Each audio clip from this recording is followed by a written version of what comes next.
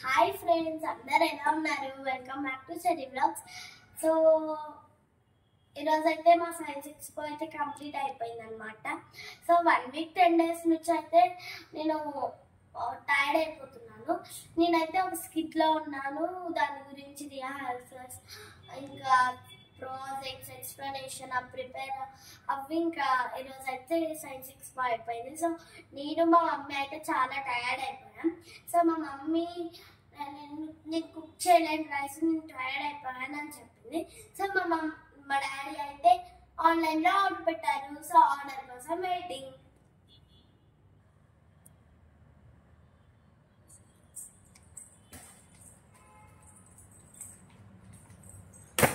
Mummy మన order వచ్చేసింది.